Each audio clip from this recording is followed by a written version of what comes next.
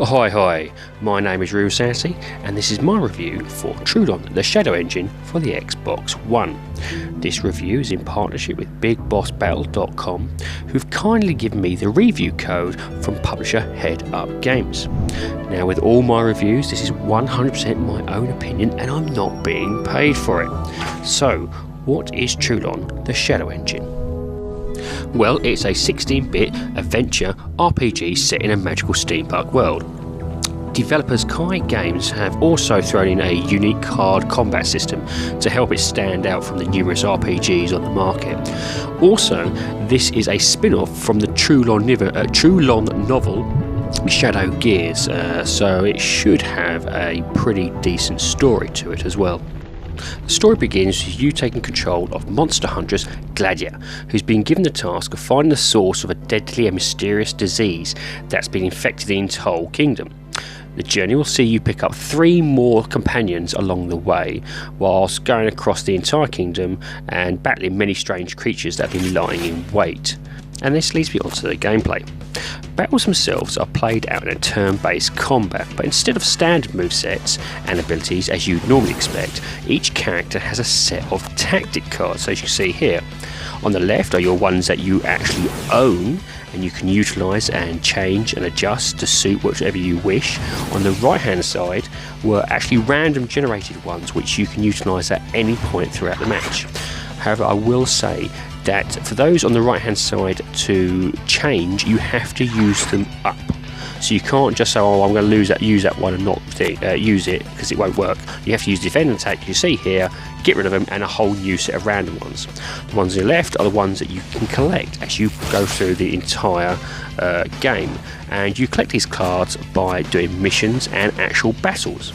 Now, these cards are quite good as well. They're not just your standard cards, and some will have a little star, so it'll have like a buff or a debuff on here, which will either help your character or in some cases debuff your character, but it may have also like a bonus effect. One of the cards here is that you go for 50% more damage, you will have 50% less armor. So cards here are very carefully. You have to be very carefully used, and one thing that I did quite enjoy about this game. Besides this, each of your 4 characters have their own special tactics. Now, Gladia is a hybrid pistol specialist. You also see a mage here who deals very heavy in magic damage. There is a gentleman who's, I'll say, a techno swordsman who is very much a melee hitter, and there also then is a thief who uses confusion tactics. Now, as I said earlier, winning battles helps towards levelling up and earning new cards to add to your personal deck, as well as equip guards for overall bonuses. For instance, given a decent draw, characters can aid each other to unleash a combination of attacks before the opponents even get a look in. What's disappointing is how weak these attacks often are. I noted that where generally my enemies would always be around 50% more damage than whatever I will do, and as you get to collect more and more companions throughout the game, the damage your enemies do gets higher and higher. Unfortunately, when you get your last character, it gets to the point where you could actually start a battle and lose 3 of your characters in one hit because they are overpowered. So I do think that the leveling system here needs to be looked at, because it will frustrate players when you get around to the 4th character, which is a shame because you're almost near at the end of the game, and that may turn off quite a few people. Now, it's not all about battles. There is a large number of side quests and missions which focus the player on getting different attributes or different items to progress the story forward. And this is where it's a nice little break between the actual battles. This will push you forward in trying to find or open up into new areas. Now, the way this is done means venturing out into an overworld and hoping a new area has popped up to give you a clue as where to move forward. The overworld connects all parts of the kingdoms together, and when travelling between each, there's occasions where random encounters can occur. Now, you can choose whether to actually check out this random encounter, which will either have enemies or a random chest, or just ignore it and keep on your way going.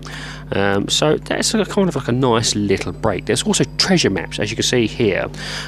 So this will give you hints, and you have to go out into the overworld and try and find the actual treasures themselves.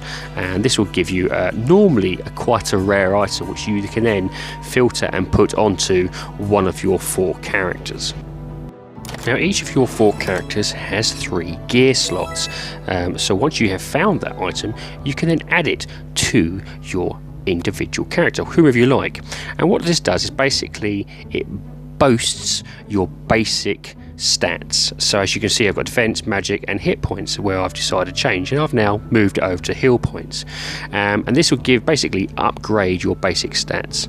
So when you go into a battle, it will boost them. There are also items on there, as I showed you a bit earlier, where if I have an assault, it will heal me. So these are very good items. Now the only thing about that was, after a while I had so many of the same items, it was a bit boring and I couldn't get rid of them. I'd like to probably have sold them off and actually got newer items, but you can actually only ever find these items again through battling, which it can be a bit tedious sometimes. The story for the game is told through a text-based system, and generally the story itself is a kind of a run-of-the-mill story. It doesn't get you too drawn in. I think generally it's just a run-of-the-mill, it's nothing special. You're not going to really worry about it, or it doesn't help focus your thoughts onto the characters. But then again, that's what the battle's there for. The battles are the one that is the most fun aspect of this game. So what about the graphics of the game? Well, for the graphics, this game is perfect. They really does shine throughout this game. It's nailed it. The 16-bit RPGs of the past is brought to life here. For those like my older gamers like myself, this is so reminiscent of that genre and era, and for me it brings back a flood of nostalgia.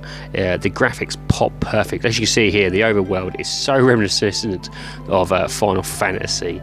It's just beautiful.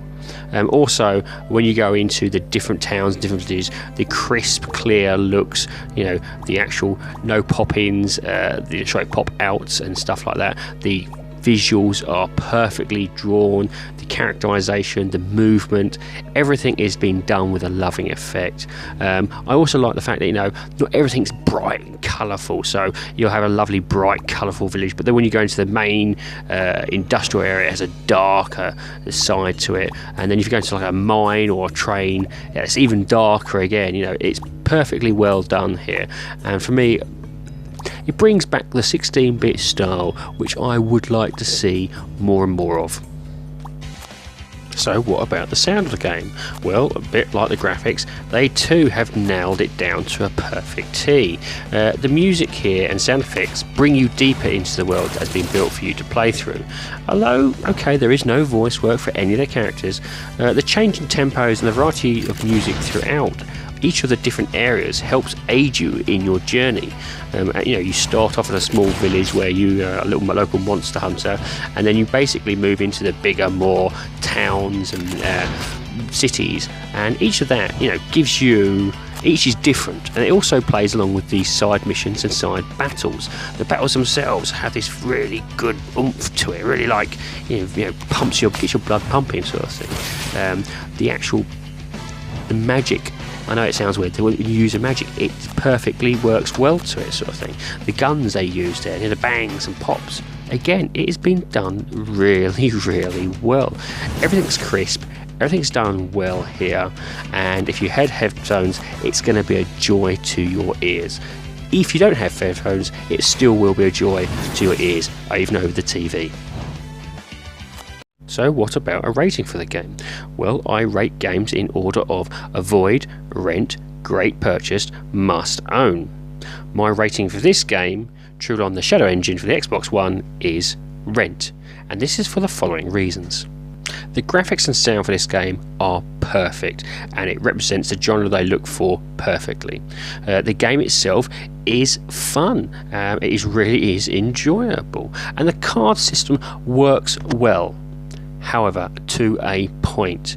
It then gets, as I said earlier, to about the last section of it, and it becomes game breaking. It gets to a point where it frustrates you so much that you just don't want to end up completing it. The story itself, it's negligible. It's there to kind of give you a basis and move you forward, but it really isn't as in-depth as I would like it.